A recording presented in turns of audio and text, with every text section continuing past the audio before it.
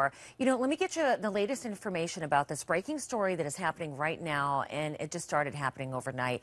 Rescuers are searching right now for nearly 300 people who are missing off the coast of South Korea, who were on a ferry that sank. Look at the video of the ferry on its side.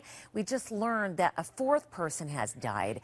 The ship was filled with high schoolers headed to a resort near Seoul. One student who made it out said he just wanted to live. CNN international correspondent Paula Hancock is joining us now from Jindo, and that's apparently where some of the injured are being taken. So, Paula, what are you seeing in terms of how they're coming in? And they must be, wow, fighting to be warm.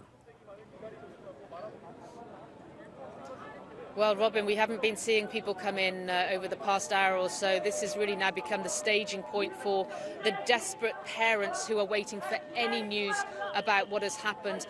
Now we're hearing some commotion behind us, and basically this is because these parents are absolutely devastated. There is a list of names on the board behind me, and that is the people who have been rescued and hospitals they've been taken to, if in fact they have been taken to a hospital.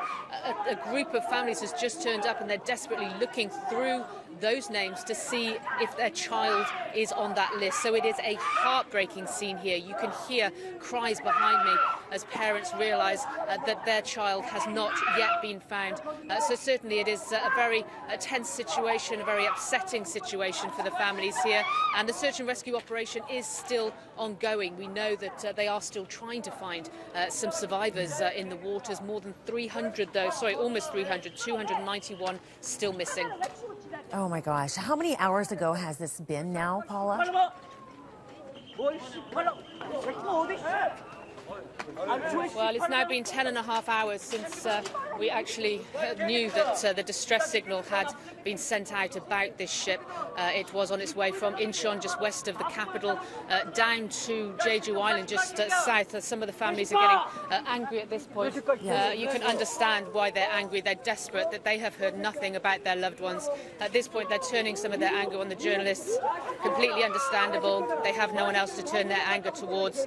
So I'll just continue. If I can, you can understand the desperation as they know as darkness is falling, the hope for their loved ones is also falling as well.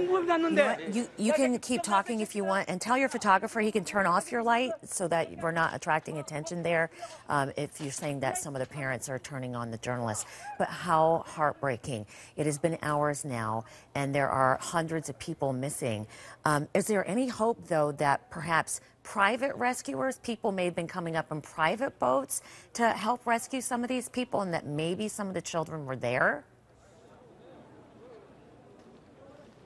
There were definitely private boats that were involved at the beginning. We know it wasn't just the Navy, it wasn't just the official boats from the government, from the Coast Guard.